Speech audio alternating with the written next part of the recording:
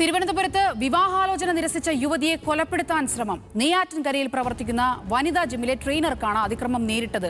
സംഭവത്തിന് ശേഷം പ്രതിയായ അശ്വന്ത് എലിവിഷം കഴിച്ച് ജീവനൊടുക്കാനും ശ്രമിച്ചു.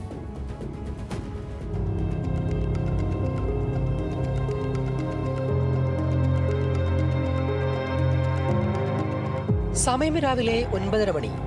തിരുവനന്തപുരം നെയ്യാറ്റിൻകരയിലെ പ്ലാമൂട്ടുകടയിൽ വനിതകൾക്കായി പ്രവർത്തിക്കുന്ന ജിം. റോഡിനോടടുത്ത് 2ാം നിലയിൽ പ്രവർത്തിക്കുന്ന ജിമ്മിലേക്ക് ചെറുപ്പക്കാരനായ ഒരാൾ കടന്നു ചെല്ലുന്നു. ജിമ്മിലെ ട്രെയിനറെ വിളിച്ച് സ്റ്റെയർ കേസിന് സമീപത്ത് നിന്ന് സംസാരിക്കുന്നു. എന്നാൽ നിമിഷങ്ങൾക്കകം ട്രെയിനറുടെ അലർച്ചയാണ് കേൾക്കുന്നത്. ശബ്ദം കേട്ട് ആളുകൾ ഓടിയെത്തുമ്പോൾ മുഖഭാഗത്ത് ആക്രമണത്തിനിരയായ ട്രെയിനറെയാണ് കാണുന്നത്. യുവതിയോട് സംസാരിച്ചു കൊണ്ടിരുന്ന വ്യക്തി കയ്യിൽ കരുതിയിരുന്ന കത്തി കൊണ്ട് ആക്രമിക്കുകയായിരുന്നു. ട്രെയിനറുടെ മുഖത്തും കഴുത്തിന്റെ ഭാഗത്തും പ്രതി കുത്തി പരിക്കേൽപ്പിച്ചു.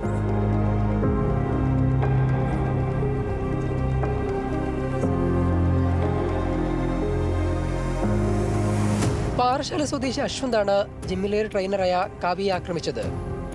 കാവ്യ വിവാഹം കഴിക്കാൻ അശ്വന്ത് ആഗ്രഹം പ്രകടിപ്പിച്ചിരുന്നു. ഇത് കാവ്യ നിരസിച്ചുള്ള വൈരാഗ്യമാണ് ആക്രമണത്തിന് കാരണം. കത്തികൊണ്ട് കാവ്യയെ നിരവധി തവണ കുത്തിയെങ്കിലും കാവ്യ പ്രതിരോധിച്ചു. ഇതാണ് യുവതിയുടെ ജീവൻ രക്ഷിക്കാൻ കാരണമായത്.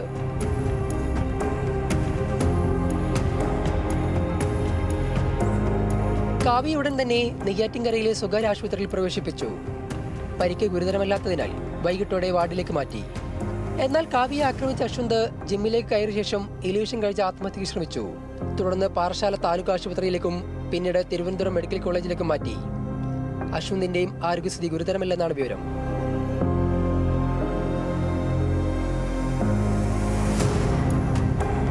കൊലപാതക ശ്രമമടക്കം 4 വകുപ്പുകൾ ചുമത്തിയാണ് പാറശാല പോലീസ് കേസെടുത്തിരിക്കുന്നത്.